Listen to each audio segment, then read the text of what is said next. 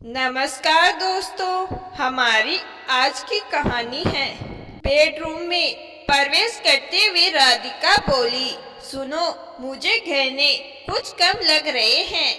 क्या बकवास कर रही हो? ऐसा कुछ नहीं है।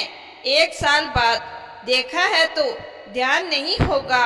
नहीं राहुल, देखो, इसमें सोने का हार नहीं है और सोने की बालियां भी गायब है। हाथों में लिए पर्ची से गहने मिलाते हुए राधिका बोली। अब राहुल के कान भी खड़े हो गए। झट से राधिका के हाथों से पर्ची ले एक एक गहना मिलाने लगा। सच में गहने कम थे। ऐसा कैसे हो सकता है राधिका? पापा ऐसा नहीं कर सकते मेरे साथ। मुझे भी कुछ समझ नहीं आ रहा राहुल। क्या पापा और मम्मी से पूछना सही होगा? अभी रात हो गई है, कल सोचते हैं क्या करना है, राहुल ने कहा और दोनों पति पत्नी सोने चले गए। लेकिन आंखों से नींद दोनों के गायब थी।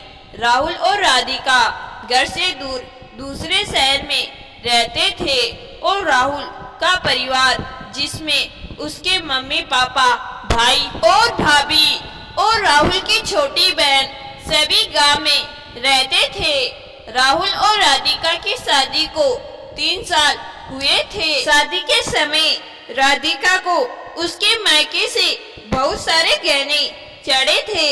जब शादी के कुछ समय बाद राधिका और राहुल गांव से मुंबई जाने लगे तो राहुल की मां ने सारे गहने ले जाने से राधिका को यह कहकर रोक दिया कि अभी सारे गहने ले जाना सुरक्षित नहीं। जब वहाँ लोकर ले लेना, फिर लेती जाना गहने, तब तक यहाँ के लोकर में रख दो।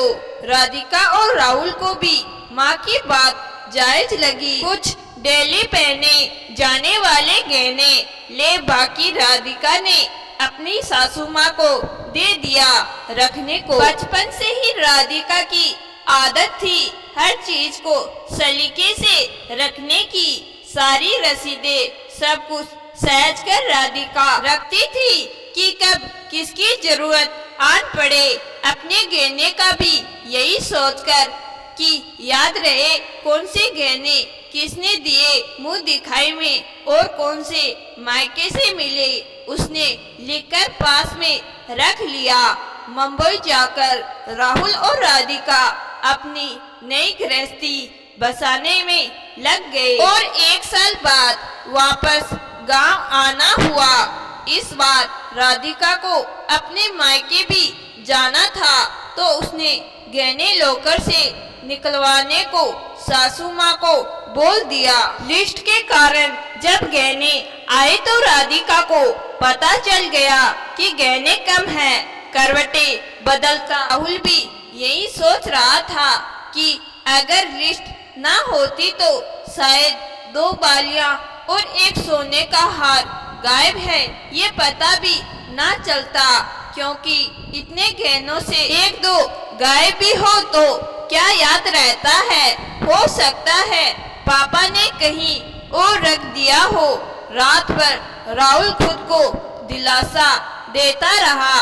आज अपनी पत्नी के आगे खुद को कितना छोटा महसूस कर रहा था। उसके अपने घर वालों ने उसकी पत्नी के गहने निकाल लिए थे। क्या सोच रही होगी राधिका? कैसे लोग हैं उसके ससुराल वाले? अगले दिन जैसे ही राहुल ने गहने के विषय में पूछा, राहुल की माँ ने हंगामा मचा दिया। तुम्हें शर्म नहीं आती? हमें चोर बनाते। अभी 3 साल हुए हैं शादी को और माँ बाप को चोर लगने लगे हैं तुम्हें। माँ, बात चोरी की नहीं है, गहने तो कम है ये पक्का है।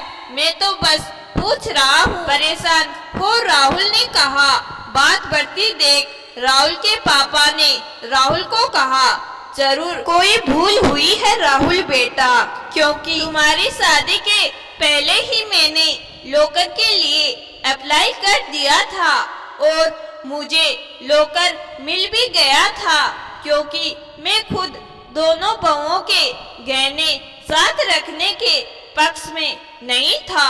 अंदर कमरे में बैठी राधिका भी सारी बातें सुन रही थी।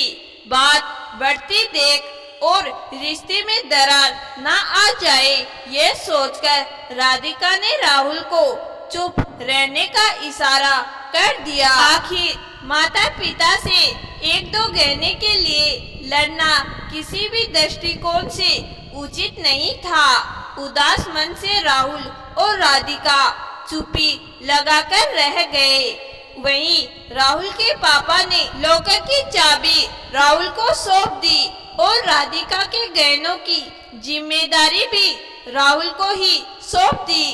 कुछ दिन रुक राहुल और राधिका चले गए, लेकिन गहनों की बात राहुल के पापा के मन से गई नहीं थी। आखिर राधिका बहू और राहुल कह रहे हैं तो जरूर सच ही कह रहे होंगे, लेकिन गहने मैंने ही लॉकर में रखे थे, फिर कैसे गायब हो गए गहने।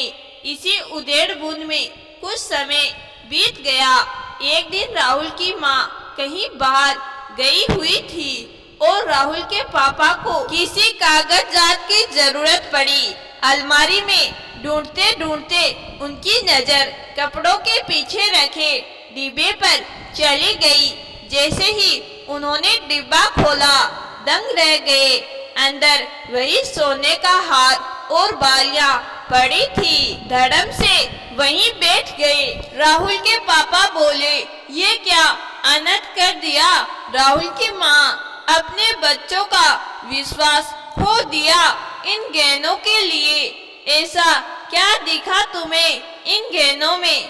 शादी के इतने सालों में क्या नहीं दिया तुम्हें कपड़े गहने? बताओ अब चुप क्यों हो? घर लौटते ही सवालों की बौछार कर दी राहुल के पापा ने। राहुल की मम्मी पे मुझे माफ कर दीजिए, गलती हो गई मुझसे। जब राधिका दुल्हन बनकर आई तब हमारी बिटिया नव्या को सोने का हार और बालियां पसंद आ गई थी, तो उसने मुझसे कहा भाभी से दिलवा दो। मैंने राधिका से कहा भी कि इकलौती नंद का नेक बनता है, राधिका बहू कुछ उपहार दे दो नव्या को।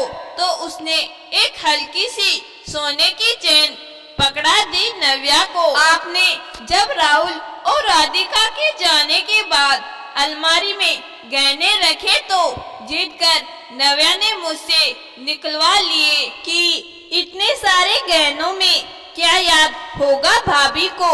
बेटी की मोह में गलती हो गई मुझसे, ये क्या कर दिया।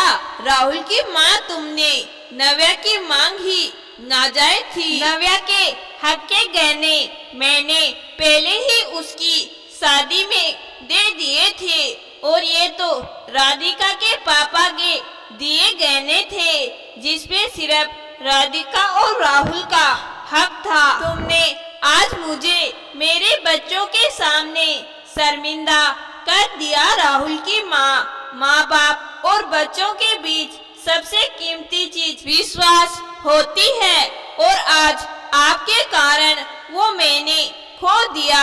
चाहे राहुल और राधिका समझदारी दिखाते हुए चुप्पी लगाए जाए, लेकिन दोबारा कभी विश्वास नहीं कर पाएंगे अपने पिता पे।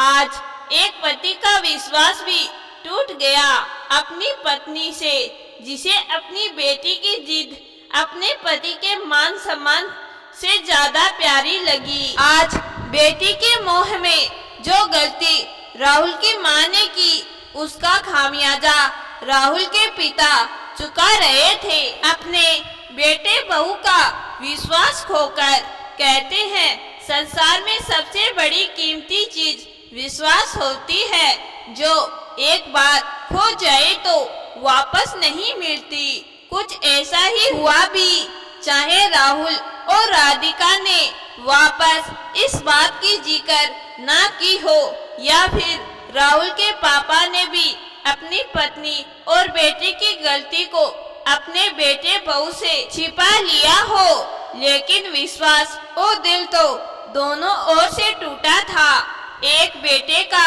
और एक पति का भी।